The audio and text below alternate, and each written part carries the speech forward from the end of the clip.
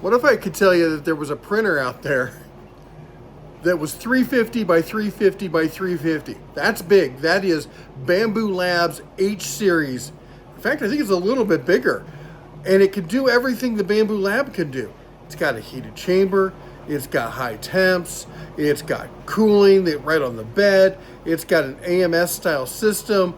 It could do all of that and more at about half the price. And it does it well. Is it as good as Bambu Lab? I'm not sitting here to tell you that this is going to dethrone Bambu Lab. But if you are looking for a large format printer and you don't want to spend BL kind of money, Anycubic just basically said, you have to pay attention to me. You have to look at this. It's not a suggestion, it's a demand. They want their place at the table, and brother, they just pulled up a chair and said, bet, it's gonna happen. So now understand, this is a paid sponsored video by Anycubic, but it's not like I have a bias towards anyone. This is our print ranch. We currently have 9 P1Ss. I've got all 3 of the H series. That's right, the H2C, the H2D, the H2S. I've got the new P2S. And I am comparing them to this, and I'm going to tell you, as I said before, they've demanded a seat at the table, and you're going to listen to them. Now I'm going to walk you around this. I'm going to show you all the ins and outs, and then I'm going to show you a bunch of prints that we did and different kind of filaments and such. And I'm going to tell you what's good about it. I'm going to tell you what's bad about it, and I'm going to tell you about why you have to consider it. Well, you know, I kind of already leaked that, but let's do the walk around. All right. All right. What you got here is a good-looking 350 by 350 by 350 cubed system. It's a handsome box. It doesn't have the same kind of premium features, well, not features, but the premium look, fit, and finish. I mean, it's a little plasticky here and there, but it's got a glass front. It's got a, you know, look at nice door on this. Doesn't quite open as wide as some would like, but better than a lot of the other ones. Good enough, easily. Look at this. Beautiful lighting in here. Good print bed. We got the screws here that control the bed going up and down. Nice where you want them. They even have the lead screw up back there in front, so when you're cleaning it, you don't have to reach around the guide rod. You got a camera up here. We got the print head back here, and it's got your standard kind of magnetic removable face. No electronics or anything on it, so you can just toss it around and lose it. Oh, let's see if I can look at what I'm doing. There we go. It just snaps back in. You got the air cooling right at the bed on either side. Let's talk about the display. Snappy. Look at this. That is quick. Good colors. Looks great. The AMS, we'll talk about that in a minute. Let's walk around it. All right, on the side, we got a side discharge poop. Finally, somebody's doing that. Absolutely got to love that, okay? But let's look on the back. That's where things get interesting, all right?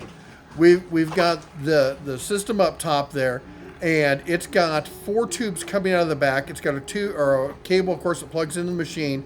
There's your sensor, you know, combination sensor there. You could shorten these. You could. There's some stuff there we'll talk about later about what I don't like and what I like about it. There is an Ethernet port. Why doesn't everybody else have an Ethernet port?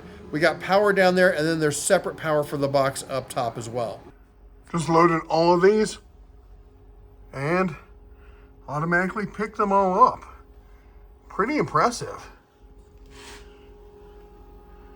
Looks like we are ready to go. Let's do this.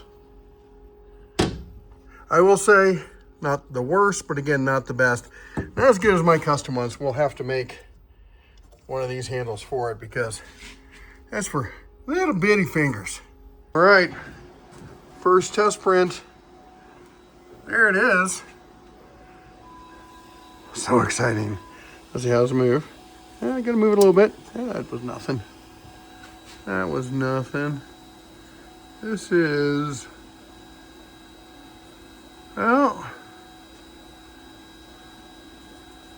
there's a little, nah. Not sure what that is. It's almost like an inclusion or something. Piece of dirt on the filament or something. That's pretty damn good. PLA, no settings changes, just straight off of it. Let's see what else she can do.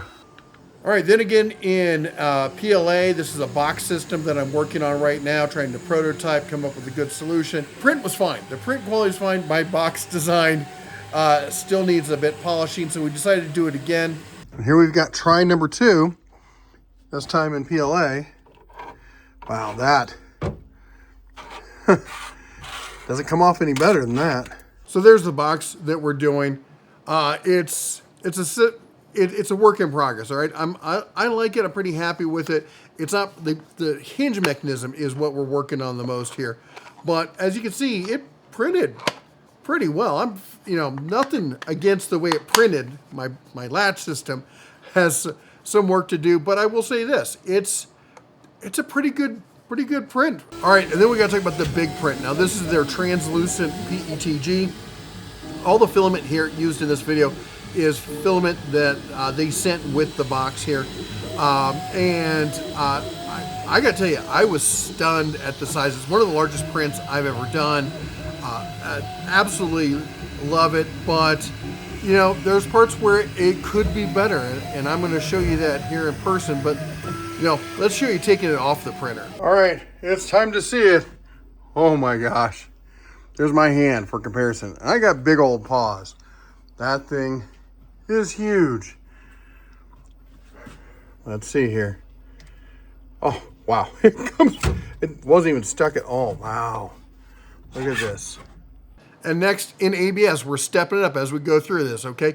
ABS, one of the higher quality, harder to print with materials. This is a tulip vase I'm printing. And let's see how the ABS did. Well, that looks about as good as you could hope. I don't see any warping. I'm pressing on it to see if it tips or wobbles, and I don't see anything like that. All right, here's the ABS print. It's nothing special, but it's flawless. I'll tell you that. This is, okay, not quite flawless. All right. Looks pretty good. I think it's the seams that it put in. You can kind of see right there. I can get the angle on the light to catch it. I think it's just the seams that I put in. I put it in random seaming rather than an aligned seam. But from a foot away, you don't really notice. You got to get up close and take a look at it. Printing an ABS passed, PLA passed, PETG passed. The translucent PETG, let's take a look at it because I've got this up here. And I showed it to you before. This thing, just in comparison, so I printed it for Easter, right? Easter's around the corner, so that'd be fun for the kids kind of thing. It is, again, it's a 20-footer. If those you car guys out there know exactly what I'm talking about. Sitting up on a shelf or just glancing at it, this thing is beautiful. But could I sell this product? Maybe. I mean, if somebody actually saw it up front, like if you were at a craft fair and somebody could pick it up, take a look at it and go, yeah, I'm going to buy it, then yeah. But if I was selling this online, you'd get returns. And the reason is we got some striations right through there. Again, it might be hard to pick up, but there are a lot. I mean, and we got some more through here. We got some weird kind of banding right there and right there. On the base, it did that on the base of it. Again, sitting on a shelf from a couple feet away, it's glorious. We're going to talk about the pricing and ordering, and I got a coupon and all that kind of stuff. But I want to talk about the bad, all right? This is clearly an early system, all right, that they sent to me. I know they sent it out to a whole bunch of other people. It's got some rough edges on it. There is nothing about this. There's nothing about this at the price point it's at where I'm like, don't buy it. Because at the price point it's at, what it can do, wow. If you are on a budget and you want these kind of features and you're like, I just can't bring myself to pay kind of Bambu kind of money, yeah, why not? I mean, it's going to take a little bit of tinkering, not as much as like back in the day. All right, it's not Ender 3 kind of tinkering. It's not my old, built from a Kilt Delta system from, over a decade ago. this is within, you got to put it in perspective, okay? But like some of the stuff, like it has heating for the box system, all right? I can never remember what the name of the box system is, I'm sorry. But it has heating for the box system there, and which is great. And it can heat while printing, which a lot of people really like. But when I went to tell it to heat up, I had all 4 different types of filament. I had PLA, PETG, ABS, and translucent PETG. And it's like, great, I'm going to start heating. Well, if you're heating enough for the ABS, that's going to ruin the PLA. And it didn't stop me. All right. The striations on the print when it gets taller, not great. Shorter prints, not a problem. Bed adhesion, other than that little bit on the translucent, not a problem. Okay, I will take it back. I did have, when I first got it, I did this little Flexi Shark thing, which is fun. I did it for my daughter. She likes this kind of stuff. And just a quick little PLA print. The tail had some adhesion issues. I think that though, because I was too anxious, I got it, I put it in there, and I didn't clean it off. And as soon as I cleaned it off, everything else after that printed fine, except for that little spot on the translucent PETG. And I may not have cleaned before that, so that might honestly be on me. The other thing, so let me show you this. When I went to actually put in the carbon into the carbon filter, I tried to close the tab. It didn't want to go in right, and the tab broke.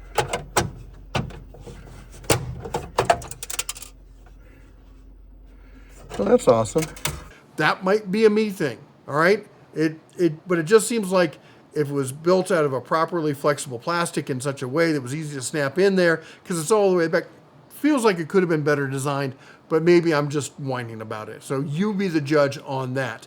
The print times. Let's talk about print times, shall we? I'm going to go back to the giant globe.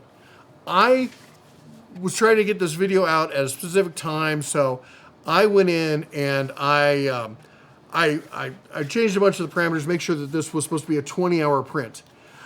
It took 35 hours. It was not even close. And it's not just on that, all right? I did it on this. This was supposed to be a 2-hour print.